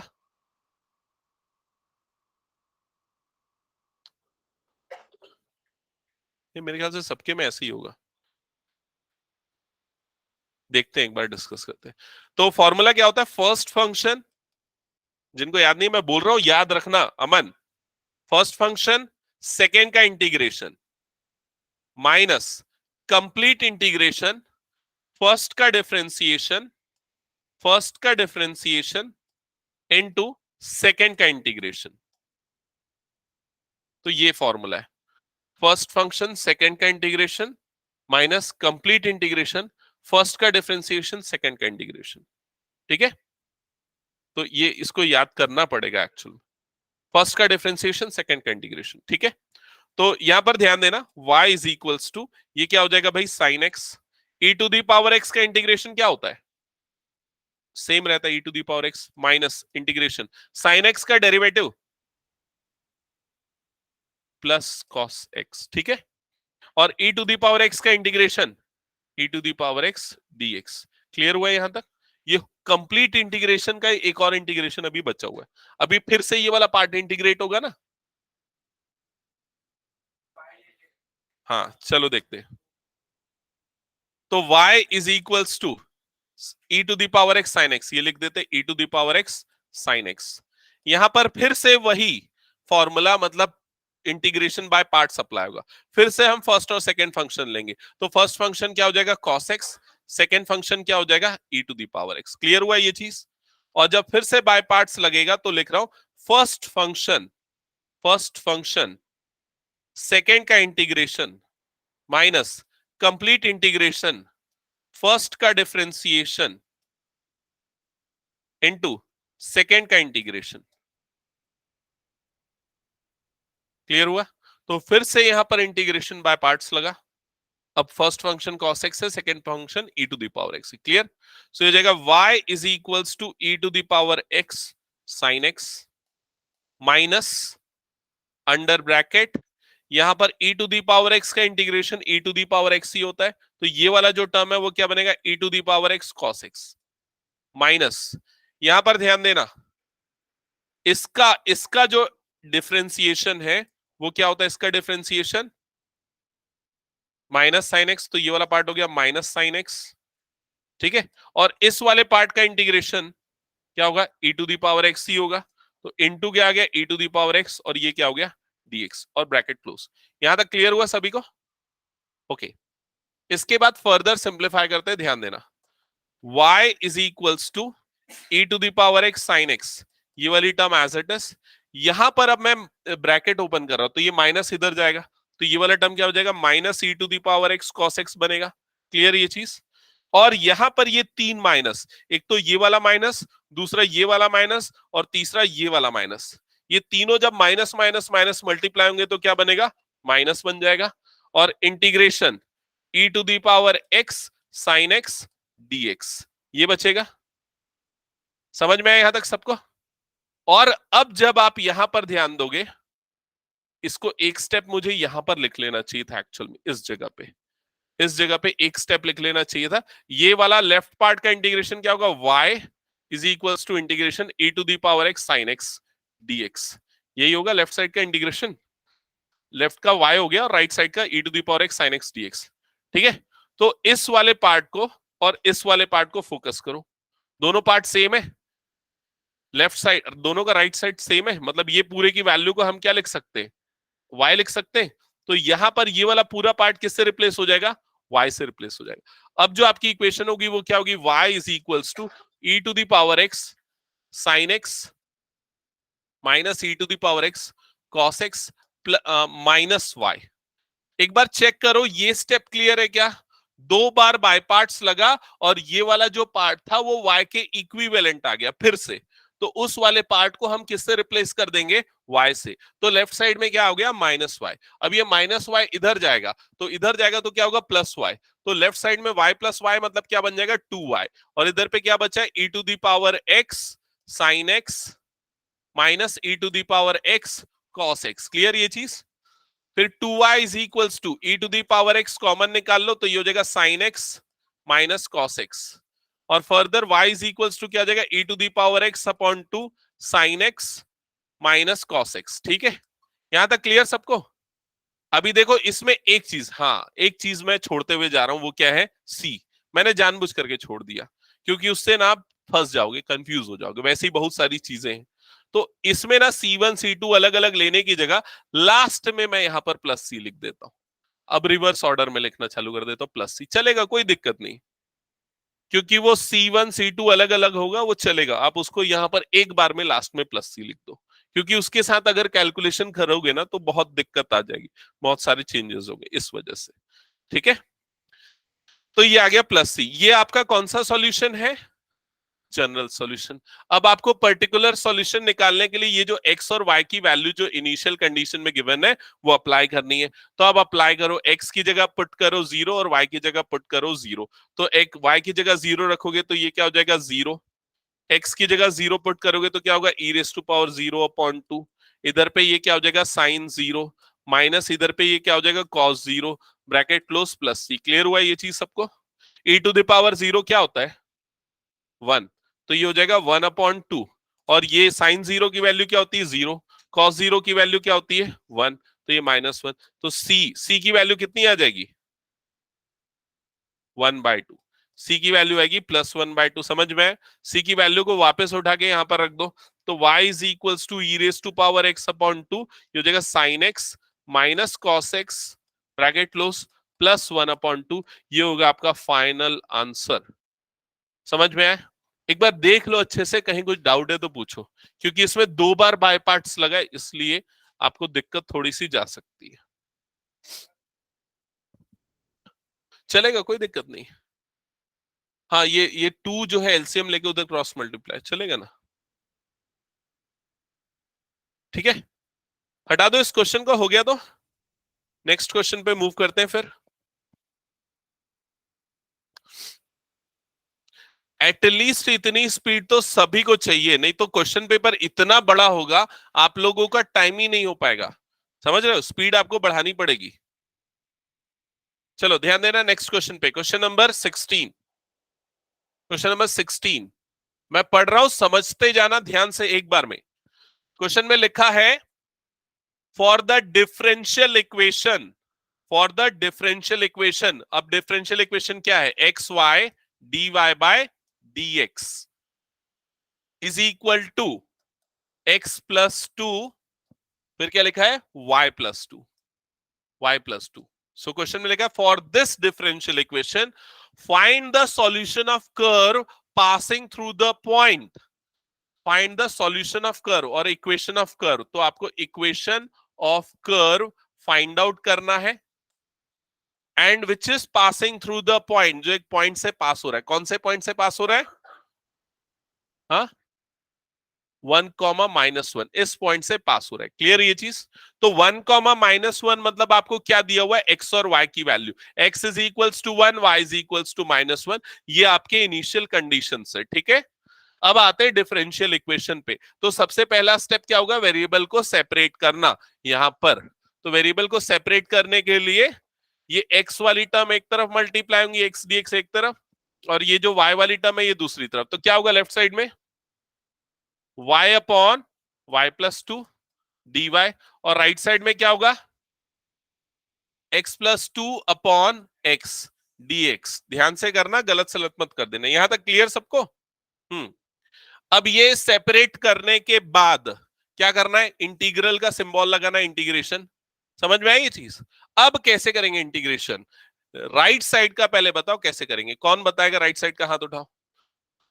एक मिनट रुक जाओ। हाँ साधना, साधना बताओ राइट साइड का कैसे होगा इंटीग्रेशन? राइट साइड पूछ रहा हूं मैं। करेक्ट, इसको सेपरेट कर देंगे। किसमें सेपरेट करेंगे? x/x प्लस 2/x, और ये क्या हो जाएगा? dx। क्लियर ये चीज? तो इधर पे x और x कट जाएगा, तो इधर पे क्या बचेगा? ये वाला पार्ट 1, और 1 का इंटीग्रेशन क्या होता है? x प्लस इधर पे ये 2 बाहर आ जाएगा, तो क्या बचेगा? 1/x। 1/x का इंटीग्रेशन क्या होता है? log x, प्लस c भी लगा दो यहीं पर। ठीक है, यहां तक क्लियर? लेफ्ट साइड हो गया। अब राइट साइड का इंटीग्रल, राइट साइड का इंटीग्रल कैसे होगा अक्षता? इस वाले पार्ट का इंटीग्रल y/y+2। हाँ बता शिवांश। करेक्ट, इसको आप दो तरीके से कर सकते हो। पहला तो ये, अगर आप समझ गए हो तो आप ऐसा कर सकते हो, ऊपर में y+2 -2 ऐसा करके हुए, फिर उसके बाद सेपरेट कर दो। मतलब पहले y+2/y+2, फिर उसके बाद -2/y+2 ऐसा करके कर सकते हो। एक तरीका ये। दूसरा तरीका, अगर ये पता नहीं चल रहा है क्या प्लस क्या माइनस करना है, तो दूसरा तरीका है सब्सटीट्यूशन। सब्सटीट्यूशन में हम क्या करते हैं? ये जो नीचे वाला y+2 है इसको क्या ले लेते हैं? t, डिफ्रेंशिएट करते हैं, तो dy इज इक्वल्स टू क्या आ जाएगा? dt। समझ में आया? और यहां से y की वैल्यू क्या आ जाएगी? t-2। तो ये तीन चीज समझ में आई, और इसको उठा के इस जगह पे लगा देते, अप्लाई कर देते। तो देखो इंटीग्रेशन, इंटीग्रेशन y के जगह पे क्या आ जाएगा? y के जगह पे t-2, तो न्यूमरेटर क्या हो जाएगा? t-2। समझ में आया? डिनोमिनेटर में y+2 की जगह पे क्या आ जाएगा? t, तो y+2 की जगह पे t, और dy की जगह पे क्या आएगा dt, तो dy की जगह पे क्या आ गया dt। क्लियर हुआ ये चीज? अब उसके बाद सेपरेट कर दो, सेपरेट करोगे तो t upon T minus 2 upon T, और ये क्या हो जाएगा dt। क्लियर? या t और t कट गया तो क्या बच गया 1, 1 का इंटीग्रेशन क्या हो जाएगा t माइनस 2, यहां पर क्या बच गया 1 अपॉन टी, 1 अपॉन टी का इंटीग्रेशन क्या होगा log t is equals to x plus 2 log x plus c। क्या ये समझ में आया? कोई डाउट है तो पूछो इस स्टेप में। क्लियर ना सबको ये? ओके अब इसके बाद t की वैल्यू रख दो। अगर आप ऐसा वाला करोगे ना तो t की वैल्यू रखने वाली प्रॉब्लम नहीं होगी, यहां वाले इसमें करना पड़ेगा, t की वैल्यू रखना पड़ेगा। t की वैल्यू रखो y प्लस 2, तो हो जाएगा y प्लस 2 माइनस 2 लॉग, ये हो जाएगा y प्लस 2, ठीक है, is equals to x plus 2 log x plus c। Clear यहां तक सबको? ठीक है, ये आ गया आपका जनरल सॉल्यूशन। ठीक है, अब जनरल सॉल्यूशन से पर्टिकुलर निकालने के लिए इनिशियल कंडीशन अप्लाई करो। इनिशियल अप्लाई करोगे तो क्या पुट करोगे, x की जगह पे 1 और y की जगह पे -1, तो पुट करो x is equals to 1 and y is equals to -1। तो देखो यहां पर ध्यान देना क्या होगा, जब -1 आएगा ये वाला पार्ट क्या बन जाएगा 1 बन जाएगा। यहां पर जब पुट करेंगे -2 लॉग -1 प्लस 2, मतलब ये क्या बन जाएगा log 1 बन जाएगा, इज इक्वल्स टू x की जगह पे क्या आएगा 1 प्लस 2 log अगेन x की जगह पे क्या आएगा 1 और क्या हो जाएगा प्लस c। तो log 1 की वैल्यू क्या होती है 0, तो ये पूरा क्या हो जाएगा 0। log 1 की वैल्यू 0, तो ये पूरा भी क्या हो जाएगा 0। इधर पे 1 और इधर का 1, 1 1 कट के क्या हो गया 0, तो c की वैल्यू क्या आ गई 0। 1 कैसे आएगी, c की वैल्यू क्या आ गई 0। अब c की जगह पे 0 रख दो तो आपको मिल जाएगा पर्टिकुलर सॉल्यूशन। तो ये आ जाएगा y plus 2 minus 2 log y plus 2 is equals to x plus 2 log x, that's it, ये आ जाएगा फाइनल आंसर। ठीक है, हाँ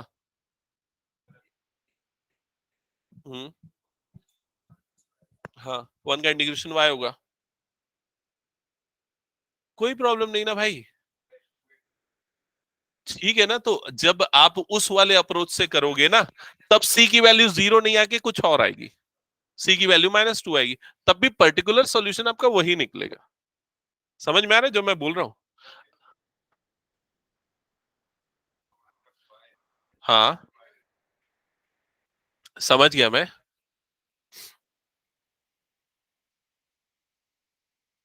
देख, अगर मान ले उस वाले अप्रोच से करोगे तो तुम्हारे पास ये 2 नहीं आएगा, यही बोल रहे हो, ये 2 नहीं आएगा तो क्या आएगा, ये आएगा पूरा। अब जब वैल्यू पुट करोगे तो y की जगह पे क्या डालोगे -1 डालोगे, y की जगह पे -1 आएगा तो ये वाला टर्म क्या बन जाएगा -1, और ये x की जगह पे क्या आने वाला है 1 आने वाला है। समझ में आ रहा है ये चीज? तो ये 1 जब इधर जाएगा तो ये भी क्या हो जाएगा -1, -1 क्या हो जाएगा -2, और c की जगह पे -2 पुट करोगे तो जब वो -2 इधर जाएगा तो क्या हो जाएगा +2, तो अल्टीमेटली वही आएगा फिर। समझ में आई ये चीज? भले जनरल सॉल्यूशन थोड़ी अलग दिखे लेकिन पर्टिकुलर सॉल्यूशन सेम आएगी। ठीक है, दोनों अप्रोचेस करेक्ट है।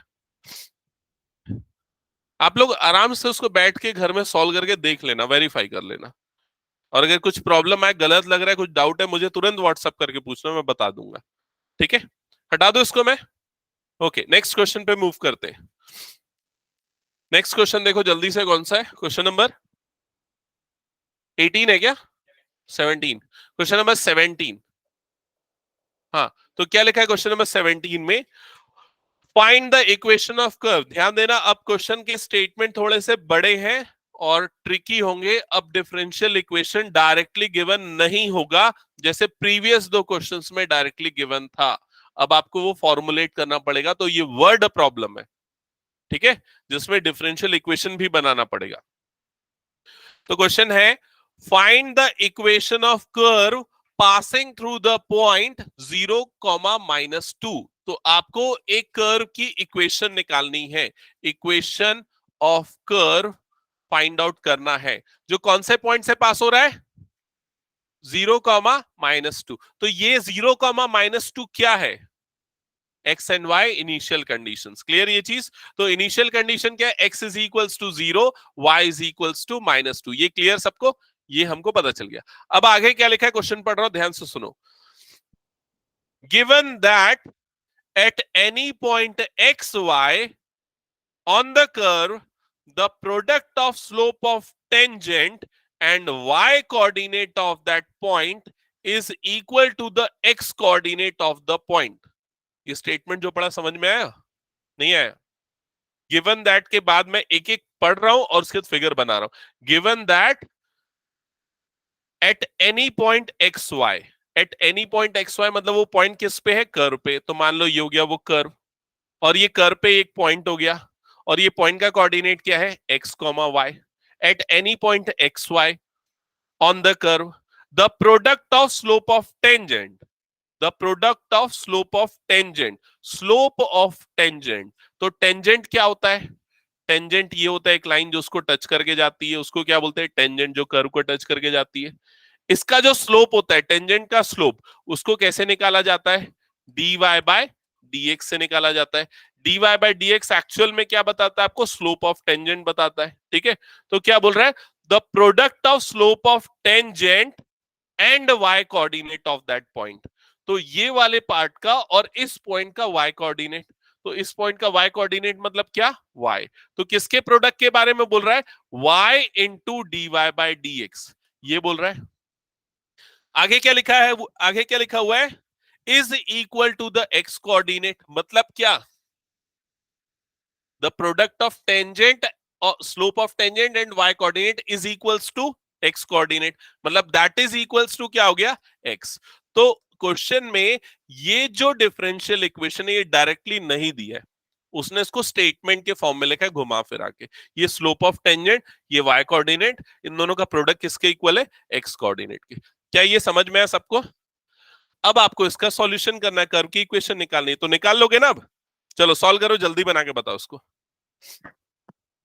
हाँ चलेगा, एक्स वाई दोनों के टर्म्स में जैसे भी देख लो। y is equals two plus minus x, पक्का? गलत, गलत कर रहे हो, देखो उसको।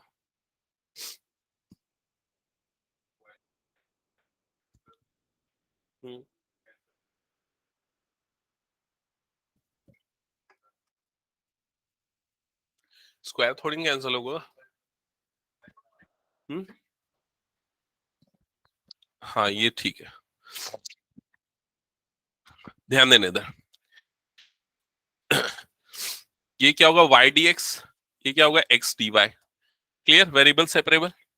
यहां पर लग जाएगा इंटीग्रेशन, हाँ sorry x dx, yes x dx, यहां लग जाएगा इंटीग्रेशन, ये y dy, sorry y dy, y dy का integration y square upon 2, x dx का integration x square upon 2 plus c। यहां तक क्लियर? ये भाई आपका आ गया, यहीं पर आ गया सॉल्यूशन, लेकिन ये कौन सा है, जनरल। अब इसमें पुट करते हैं वैल्यू, ये वाली वैल्यू, ये वाली वैल्यू, x 0 और y -2, तो ये -2 का square upon 2 is equals to 0 square upon 2 plus C. हाँ इस पे मैं डिस्कशन करूंगा किसकी इक्वेशन। ये क्या हो जाएगा, 4 अपॉन 2 मतलब क्या आ जाएगा, 2। तो सी की वैल्यू क्या आ जाएगी, 2। समझ में आया? सी की वैल्यू 2 पुट करते हैं यहां पर, सी की वैल्यू 2 आ रही है ना, सी की वैल्यू 2 आएगी। तो y square upon 2 is equals to x square upon 2 plus C. तो प्लस सी मतलब +2 आ जाएगा। क्लियर? अब एलसीएम एलसीएम लेके सिंप्लीफाई करोगे तो ये आ जाएगा y square upon 2 plus x square plus 4 upon 2, ये 2 कट जाएगा, तो y square is equals to x square plus 4। तो ये होगा उस कर्व का इक्वेशन। समझ में आया ये चीज सबको? सिंपल है, इसके बाद तो कर लोगे ना, वेरिएबल सेपरेबल इंटीग्रेट करना है, और इंटीग्रेशन भी इजी वाला इंटीग्रेशन है। ठीक है, और सी की वैल्यू बस आपको निकाल के पुट करनी है। हाँ आप क्या बोल रहे थे, किसकी इक्वेशन है ये, किसको पता है किसकी इक्वेशन है? हाँ नहीं, सर्कल की नहीं, हाँ हाइपरबोला की इक्वेशन है, करेक्ट। याद करो, y square upon a square minus x square upon b square is equals to 1, ऐसा जो फॉर्म है तो ये उस फॉर्म में आएगा। तो ये जो है हाइपरबोला की इक्वेशन बनेगी। Clear? Facing towards y axis ये होगा। Symmetric about y axis. ठीक है, चलो ये सब आपके स्कोप में नहीं, जो कॉम्पिटेटिव के लिए प्रिपेयर करें उन सबको ध्यान में देना है, बोर्ड एग्जाम के पॉइंट ऑफ व्यू से यहां तक का सॉल्यूशन ध्यान में रखना है। ठीक है, आगे बढ़े नेक्स्ट। ओके, हाँ, तो आज ये चैप्टर खत्म हुआ, उसके बाद ही next question number 19 18, question number 18, ध्यान देना। क्वेश्चन नंबर 18 क्या लिखा है? At any point x comma y, at any point x comma y of the curve, the slope of tangent, हाँ कैंसिल है, आगे है क्या कोई? मतलब फिजिक्स कैंसिल है, उसके बाद की क्लासेस होंगी मैथ्स और बायो। ठीक है, वो मैथ्स और बायो बता दो, वो बायो वाला है। हाँ होगा ना। अभी तुम लोगों का लगातार 3 दिन फिजिक्स की क्लास होगी, मैं बताऊंगा, शेड्यूल डिस्कस करूंगा। मैथ्स की क्लास भी मैं संडे को लूंगा। एक थोड़ा सा भी इस वीक थोड़ा सा चेंज होगा, मैं बताऊंगा क्या क्या रहने वाला है। ठीक है, और जैसा मैंने प्लान टारगेट किया कि अभी जल्दी से ये वाला चैप्टर खत्म करना पड़ेगा अपने को। ठीक है, 15 दिसंबर तक पूरा चैप्टर खत्म करके फिर रिवीजन स्टार्ट करना है पूरा। और आईसीएससी कॉमर्स वाले बच्चों के लिए भी मैंने प्लान तैयार किया, जो आपके बचा हुआ पोर्शन है। सेक्शन सी है ना आपके में, और सेक्शन बी नहीं आता है, ऐसा है ना? हाँ, मतलब ऑप्शन रहता है क्या दोनों में, बी और सी में? अच्छा, मतलब चाहो तो बी भी अटेम्प्ट कर सकते हो। अच्छा अच्छा, नहीं मिलता कॉमर्स वालों को उसमें मार्क्स? अच्छा, वो किसका पेपर? चलो अपन डिस्कस करेंगे क्लास एंड होने के बाद, थोड़ा ये 2-3 क्वेश्चन है खत्म कर लेते हैं। क्वेश्चन नंबर 18, ध्यान देना। क्वेश्चन नंबर 18 क्या लिखा हुआ है? At any point x comma y of the curve, the slope of tangent is twice the slope of the line segment joining the point -4 comma -3. Find the equation of curve that it passes through the point -2 comma 1. ठीक है, तो बड़ा सा statement है, पहले मैं उसको graph बना के एक्सप्लेन करता हूं। सपोज ये कर्व है, आपको इसकी इक्वेशन फाइंड आउट करनी है, और ये कर्व एक गिवन पॉइंट से पास हो रहा है। कौन से पॉइंट से पास हो रहा है? कौन से पॉइंट से पास हो रहा है? नहीं, -2, 1, देखो लास्ट में लिखा है ना, -2, 1, the curve passes through this point. Clear? और क्या लिखा हुआ है? At any point x, y, the slope of tangent is twice the slope of line segment. तो अगर मान लो कोई भी एक पॉइंट है जिसका कोऑर्डिनेट है x, y, अगर इस पे हम एक टेंजेंट बनाए, तो ये सपोज वो टेंजेंट है। ठीक है, सो slope of this tangent is twice the slope of line segment joining the point -4, 3 -4, -3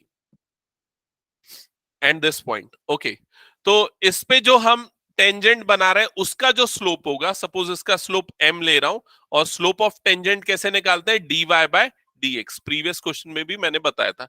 तो इस लाइन का या इस टेंजेंट का स्लोप ट्वाइस है, डबल है। किसके डबल है? एक लाइन सेगमेंट के स्लोप से। और वो जो लाइन सेगमेंट है, वो लाइन सेगमेंट के 2 पॉइंट पता है। एक पॉइंट उसने क्या बोला है? -4, -3, और दूसरा जो पॉइंट है वो कौन सा? ये XY वाला, खुद ये पॉइंट है। पढ़ो क्वेश्चन को, कहीं भी आ सकता है, क्या फर्क पड़ता है उससे? वो कहीं भी आ रहा है, हो सकता है अंदर भी हो। ठीक है, इंपॉर्टेंट ये है, ये वाली लाइन का जो स्लोप है, ये वाले लाइन सेगमेंट का जो स्लोप है, मान लो इसका स्लोप हम लेते हैं m2, इसका स्लोप लेते हैं m1, तो according to question m1 is equals to 2 times of m2, ये बोल रहा है। मतलब लाइन का टेंजेंट का स्लोप लाइन सेगमेंट के स्लोप का डबल है। ठीक है, स्टेटमेंट पढ़ रहा हूं, सुनना ध्यान से। The slope of tangent is twice the slope of line segment joining the point of contact. This is called point of contact. Joining the point of contact and the point -4, 3. So this tangent is slope of this tangent is double the slope of this line segment. Clear ये चीज? अब यहां पर कुछ conceptual चीजें जो class 11 की आपको मैं याद दिलाता हूं, कि अगर आपको लाइन सेगमेंट का स्लोप निकालना है, तो स्लोप निकालने का फॉर्मूला क्या होता था? m is equals to y2 - y1 divided by x2 - x1, यही होता है। तो यहां पर y2 माइनस y1, ये 2 पॉइंट है भाई आपके पास, तो y2 माइनस y1 लगाओगे तो ये क्या हो जाएगा, y plus 3 divided by x2 minus x1, तो ये क्या हो जाएगा, x प्लस 4। क्या ये समझ में है, ये किसका स्लोप मिला है, ये इस लाइन सेगमेंट का स्लोप मिला है, क्लियर ये चीज। और ये वाली लाइन का स्लोप कितना है, dy बाई dx, और क्वेश्चन के according m1 is equals to क्या है, 2 टाइम्स ऑफ m2, मतलब कि इसका slope dy by dx that is equals to 2 times of ये वाला स्लोप, जो कि हमारे पास कितना है, y plus 3 divided by x plus 4। क्या ये इक्वेशन समझ में आई कैसे बनी है, ठीक है। अब क्या करना है आपको, इसके बाद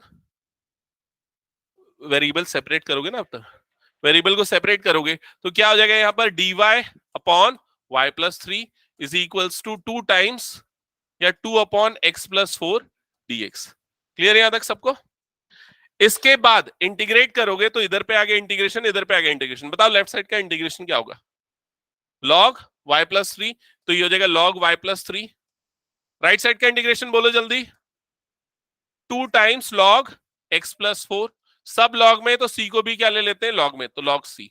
फिर उसके लगा देना इनिशियल कंडीशन, इनिशियल कंडीशन में ये पॉइंट पुट करना है और c की वैल्यू मिलेगी, आगे बन जाएगा क्या ये क्वेश्चन। ओके हटा दो इसको, फिर मैं नेक्स्ट क्वेश्चन पे मूव करें। नेक्स्ट क्वेश्चन ध्यान देना, क्वेश्चन नंबर 19 पढ़ो एक बार अमन।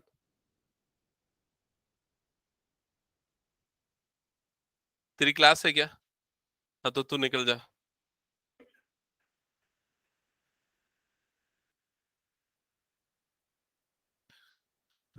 क्वेश्चन नंबर 19 क्या लिखा हुआ है, the volume of spherical balloon being inflated at a constant rate, initially its radius is 3 units and after 3 seconds it is 6 unit, find the radius of the balloon after t seconds।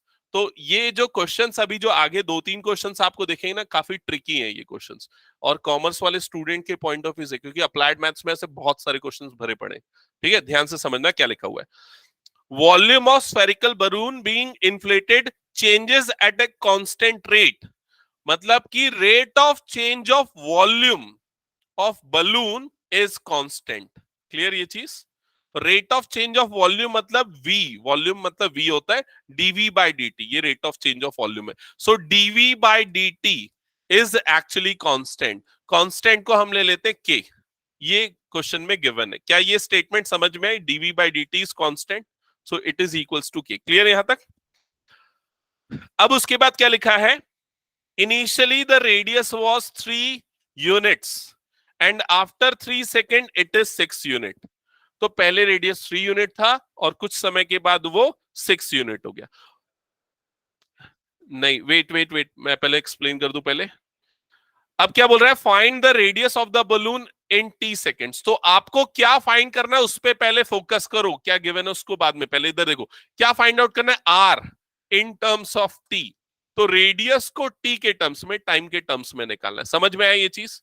तो अभी आपको volume का derivative T के terms में given है, balloon कैसा है, spherical, sphere का वॉल्यूम का फॉर्मूला किसको याद है, हाथ उठाना बस,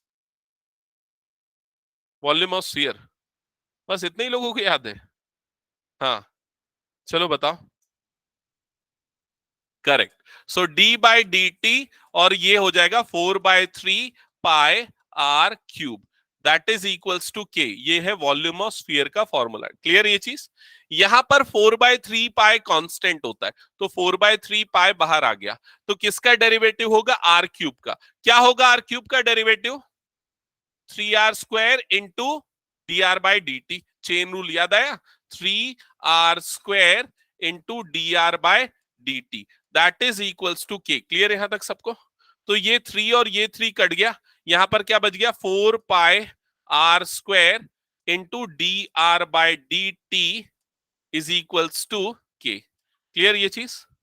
अब ये बना आपका डिफरेंशियल इक्वेशन जिसमें दो वेरिएबल है, दो वेरिएबल अलग अलग, कौन कौन से, एक तो आर और दूसरा क्या है, टी। और क्वेश्चन में आपको आर को टी के टर्म्स में निकालना है, मतलब आपको इस डिफरेंशियल इक्वेशन को सॉल्व करना है। समझ में आया ये चीज। तो हम वेरिएबल को सेपरेट करेंगे, तो सबसे पहले क्या करेंगे, dt को उधर भेज देंगे, तो इधर पे बचा 4 pi are square D R, और इधर पे क्या हो जाएगा के डी टी। क्या यहां तक समझ में आया सभी को? अब देखो वेरिएबल सेपरेट हो गए, इधर पे आर वाली और डी आर वाली टर्म है, राइट साइड पे डी टी वाली टर्म है, टी कहीं पर भी नहीं है हालांकि। ठीक है, यहां तक क्लियर? अब क्या करेंगे, इंटीग्रेशन करेंगे, तो यहाँ इंटीग्रेशन का सिंबल लग गया दोनों तरफ। यहां से ये 4 पाई बाहर निकल गया, 4 पाई क्योंकि कांस्टेंट है तो इंटीग्रल के बाहर आ गया। और आर स्क्वायर का इंटीग्रेशन क्या होता है, बोलो जल्दी? आर क्यूब अपॉन 3, तो यहां पर लगा देंगे आर क्यूब अपॉन 3, तो हो गया आर क्यूब अपॉन 3।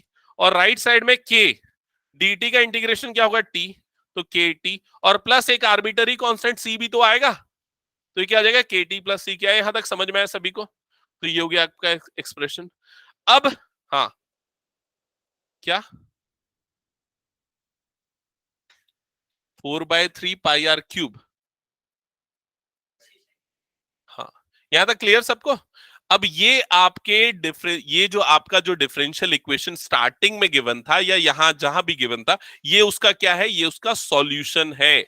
यहां आपको सॉल्यूशन मिल गया है, आर जो है वो टी के टर्म्स में मिल चुका है, लेकिन अभी इनिशियल कंडीशन हमने अप्लाई नहीं किया। तो इनिशियल कंडीशन क्या है, अब उसको पढ़ो। सबसे पहले क्या लिखा हुआ था, इनिशियली रेडियस कितना था, 3 यूनिट। इनिशियली मतलब कब, जब time t is equals to क्या था, 0।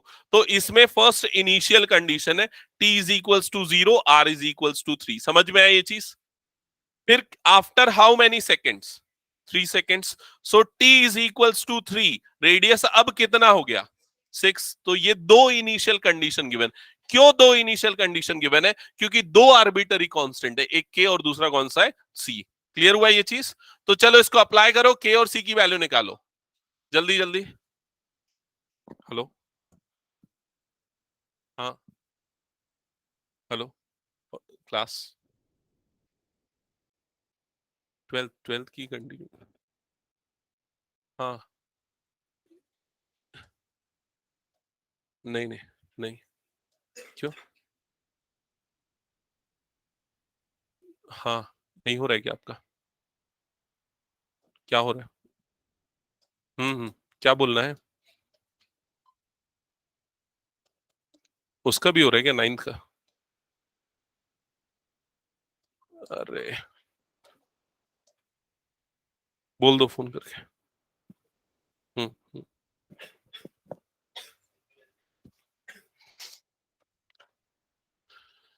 सो सी की वैल्यू 36 पाई आई क्या? अब सी की वैल्यू को उठा के वापस यहां पर रखो, के निकालने के पहले। ठीक है, तो ये क्या जाएगा, 4 pi r cube upon 3 is equals to, ये हो जाएगा के टी प्लस 36 पाई। यहां तक क्लियर हुआ सबको? यहां तक क्लियर सबको?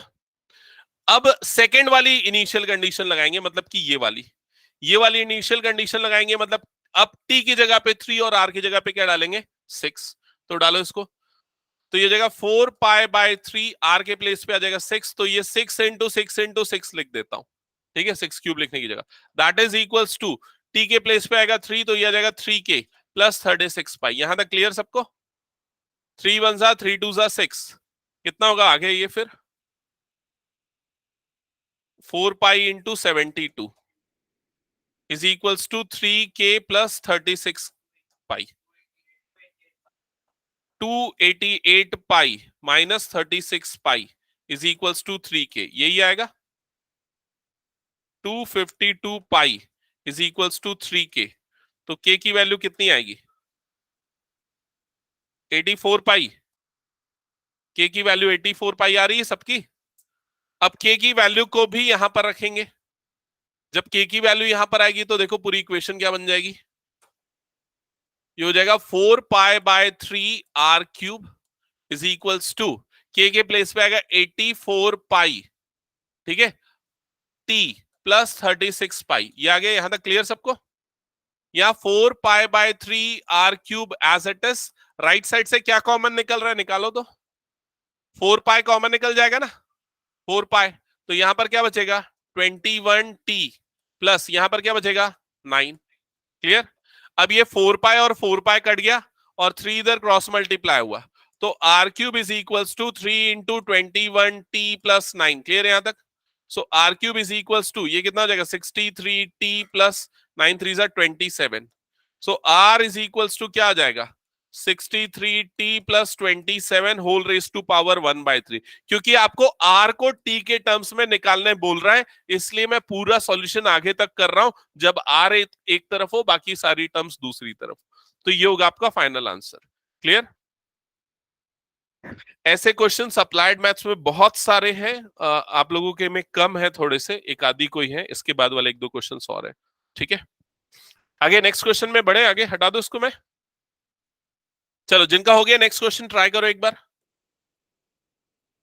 20 क्वेश्चन पढ़ के रखो जल्दी से।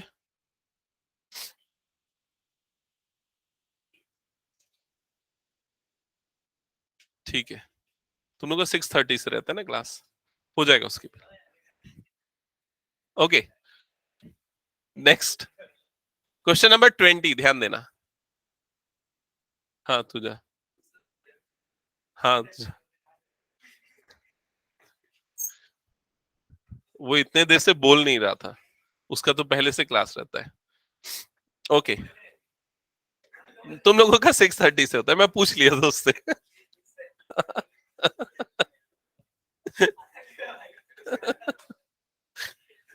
ओके ठीक है, क्वेश्चन नंबर 20 ध्यान देना।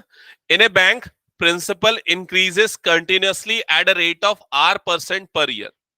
ध्यान से समझना, principal increases continuously at a rate of R% per year, मतलब प्रिंसिपल किस रेट से इंक्रीज हो रहा है, R% पर ईयर। समझ में आ रहा है ये चीज?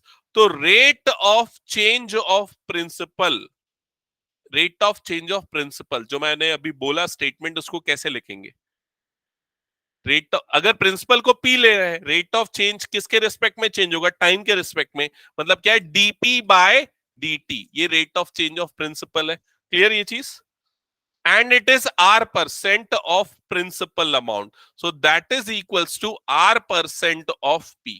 तो जो फर्स्ट स्टेटमेंट है ना, उससे ये इक्वेशन बनेगी, rate of change of principal is R% per year, R% of principal amount.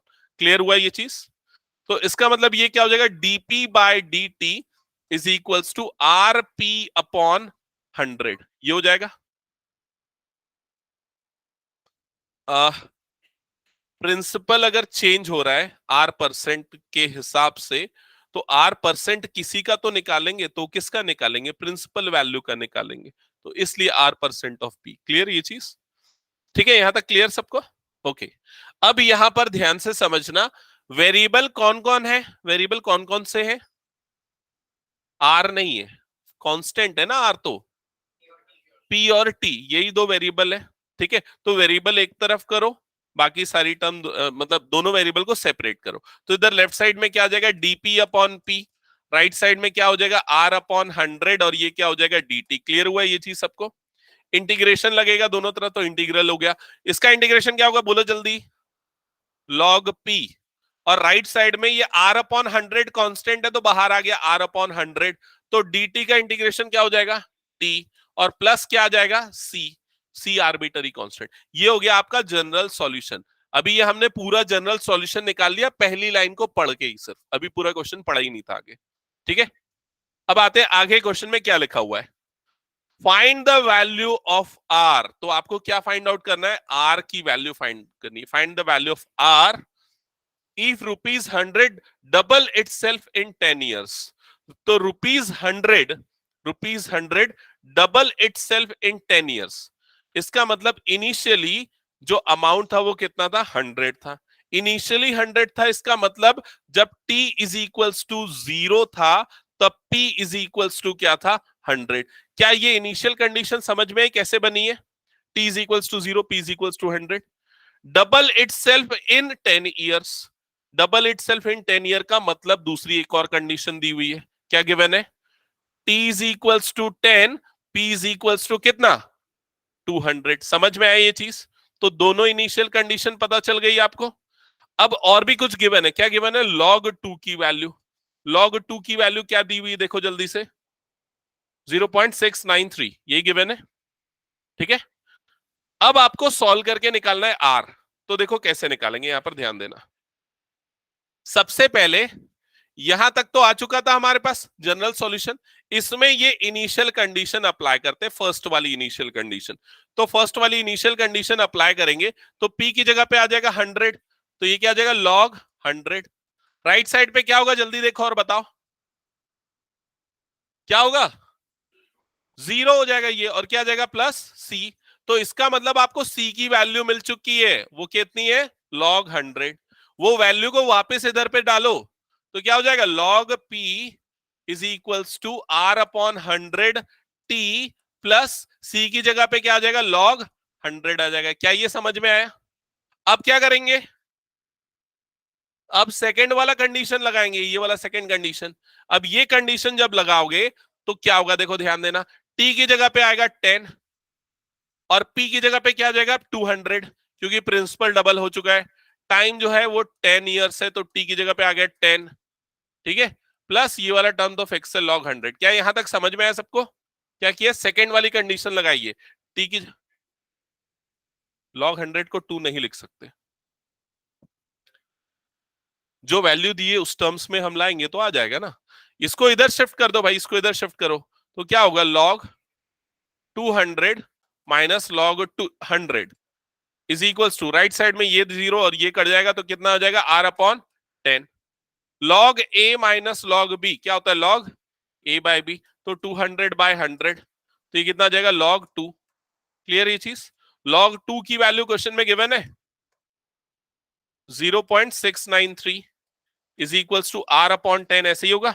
10 इधर क्रॉस मल्टीप्लाई होगा तो r की वैल्यू कितनी हो जाएगी 6.93%। ये हो जाएगा आपका परसेंटेज। नहीं लिख सकते ना, कैसे बता ना कुछ। हाँ, log 10 बेस 10 की वैल्यू 1 होती है। यहां जो log ले रहे हैं वो नेचुरल log है, log e बेस वाला। क्लियर ये चीज? क्योंकि देखो क्वेश्चन में भी log e बेस लिखा हुआ है और हम मैथ्स में पूरा e बेस वाला log e यूज करते हैं। हाँ, किसका? नहीं, 0. log 2 की वैल्यू बोल रहे हैं? नहीं नहीं, वो नेचुरल लॉग का यही रहता है। आपके पास साइंटिफिक कैलकुलेटर तो आईसीएससी में अलाउड है ना। ln जो है ना वो नेचुरल लॉग होता है, तो ln2 जो की वैल्यू होगी वो 0.693 है, और अगर log 2 लोगे तो वो वैल्यू होती है 0.3010। वो 10 बेस लॉग होता है जो तुम 0.3010। नहीं नहीं नहीं, ये सब जो मैथ्स में हम यूज करते हैं नेचुरल लॉग, log ई बेस वाले। नहीं तो ये तुम लोगों के में भी है कैलकुलेटर में। ये वैसे इतना दिमाग मत लगाओ, सुनो, ये सब तुमको क्वेश्चन में गिवन होगा। ये वैल्यू जो है ना तुमको क्वेश्चन में गिवन होगी, समझ में आई ये चीज? क्लियर ये? नेक्स्ट क्वेश्चन पे बढ़ते हैं आगे, ध्यान देना।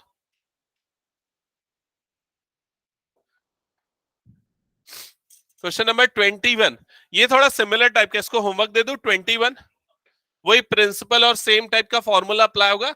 सॉल्यूशन ऐसे ही कुछ आएगा। आर की वैल्यू क्वेश्चन में ही गिवन है, देख लो इधर, आर की वैल्यू क्वेश्चन में गिवन है, कितनी गिवन है 5%।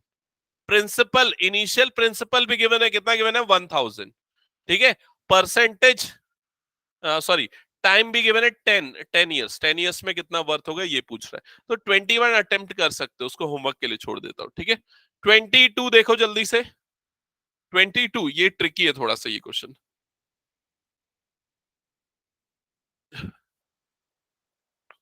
22 में क्या लिखा हुआ है, in a bank, sorry, in a culture the bacteria count is 1 lakh, the number is increased by 10% in 2 hours.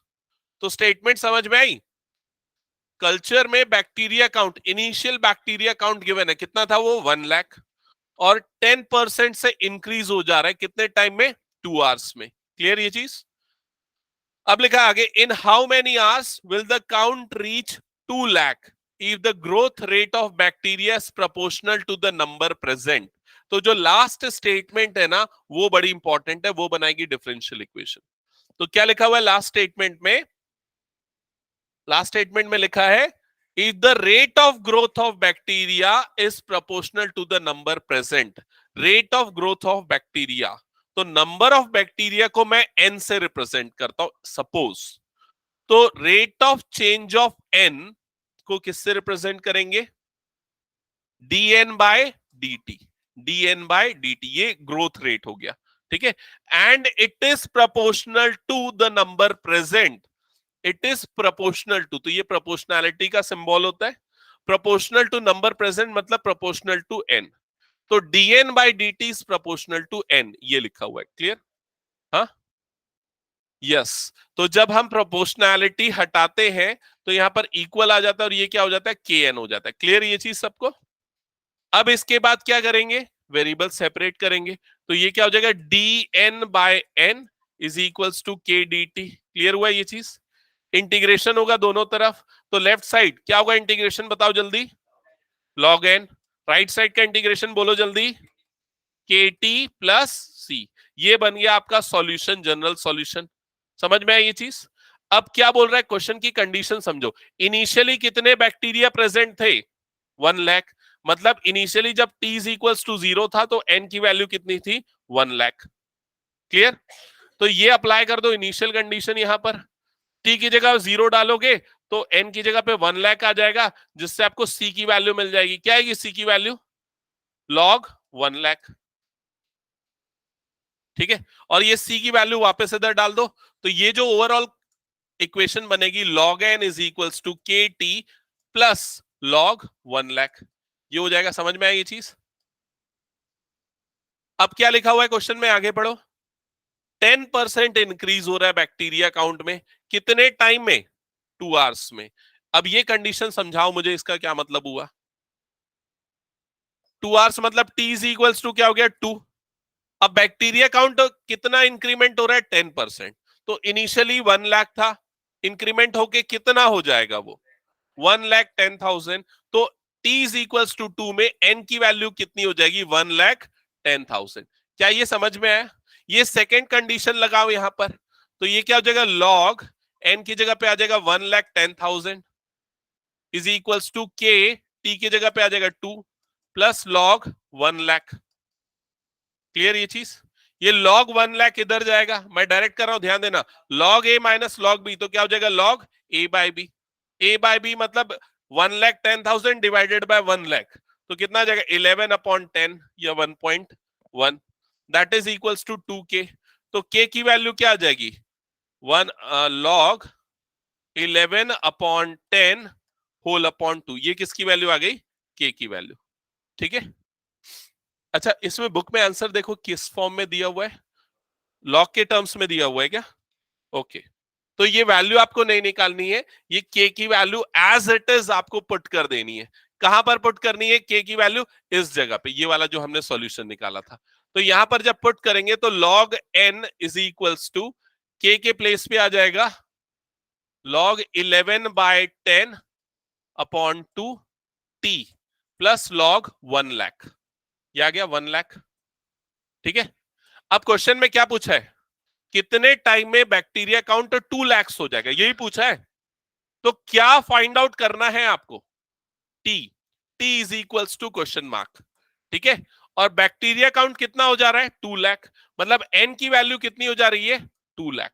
समझ में आई ये चीज? तो ये चीज पुट करो यहां पर, तो log n की जगह पे क्या आ जाएगा? 2 लाख इज इक्वल्स टू, ये टी की जगह पे जैसा है वैसे ही रहने दो, log 11/10 अपॉन 2t प्लस ये कितना हो जाएगा? log 1 लाख। समझ में आया ये चीज?